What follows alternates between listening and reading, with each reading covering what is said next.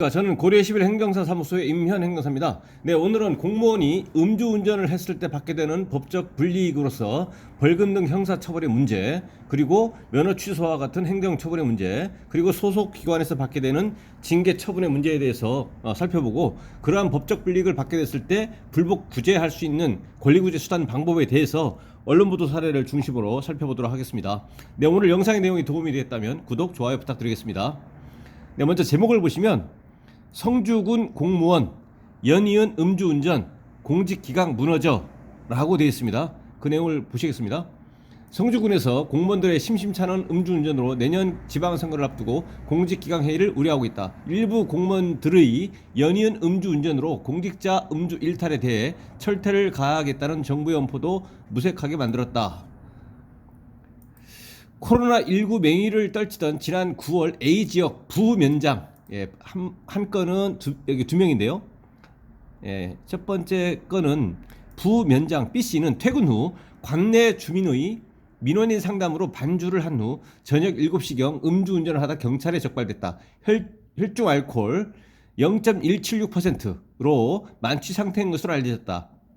B씨는 이번이 두 번째 음주운전으로 현재 경상북도 징계위원회에 회부 중인 것으로 알려졌다. 네, 이 B씨는 음주 수치는 일단 0.176%이고 이번이 두 번째라고 합니다. 그래서 2회 이상이 된 경우는 이제 형사처벌의 문제와 행정처분에서 음주운전 횟수 적용이 기준 시점이 다르기 때문에 일단은 그 발생일, 적발일 그거를 먼저 파악을 해야 됩니다. 그래서 형사 절차, 형사처벌을 함에 있어서의 음주운전의 횟수는 2006년 6월 1일 이후에 발생한 건을 횟수에 산입이 되고 2006년 6월 1일 이전에 발생한 건은 그 횟수에 원칙적으로 적용하지 않습니다. 그렇기 때문에 이 두 번째 음주운전이 2006년 6월 1일 이후에 발생한 거라면 형사 절차에서 이거 1회 음주운전, 이번 0.176 2회 음주운전 이렇게 될 건데, 그래서 이 보통의 경우에 이 음주운전 2회이기 때문에 뭐 징역형의 실형을 받아서 교도소 갈 가능성은 뭐 거의 없다 이렇게 생각해도 무방하고요.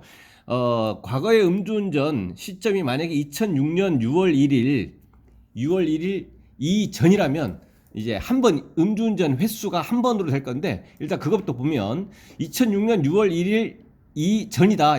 이 과거의 전력이. 그렇다면 이번에 0.176%만 적용이 될 건데, 벌금은 뭐 700만 원 정도, 700에서 800만 원 정도 나오고, 그다음에 면허 취소 1년 되고요. 면허 취소 플러스 면허 취소 결격 기간 1년입니다. 그리고 1년 후에 이제 면허를 취득해야 된다는 얘기죠.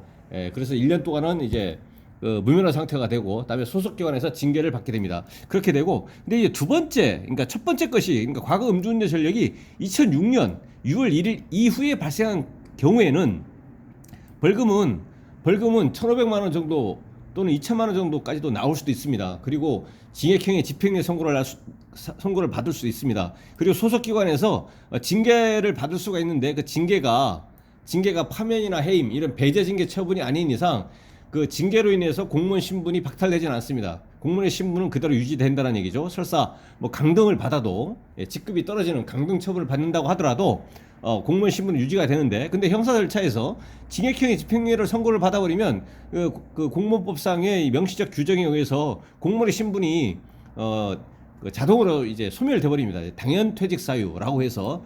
그렇기 때문에 이 B 씨 같은 경우는 이 과거에 첫 번째 음주운전 전력이 2006년 6월 1일 이후에 발생한 건이다라고 하면 1심에서 설사 징역형의 집행유예를 선고를 받는다고 하더라도 이제 항소할 수밖에 없는 거죠. 그래서 2심에 가서 이제 벌금형 1,500에서 2천만 원을 받는다고 하더라도 이제 항소해서 벌금형을 받는 것이 현재의 공무원 신분을 유지할 수 있는 방법이다.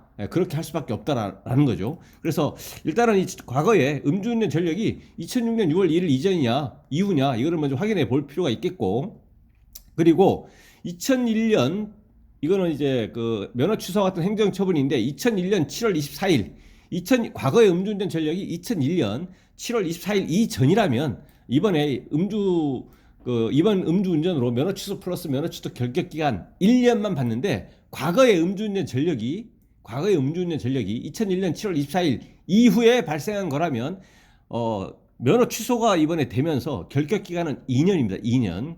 2년 후에 이제 면허를 취득해야 되는 겁니다. 그래서 이 B씨 같은 경우는 과거에 음주운전 전력이 있는, 이번이 두 번째이기 때문에 과거에 음주운전 전력이 언제 발생했는지 여부에 따라서 형사처벌의 문제와 행정처벌의 문제가 달라질 수 있겠다라는 겁니다.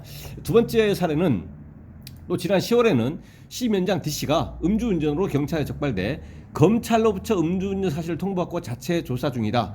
D씨는 이제 점심시간에 장애인 시설의 운영위원들과 운영회의 중 반주를 벗고 운전을 하다가 경찰에 적발됐다.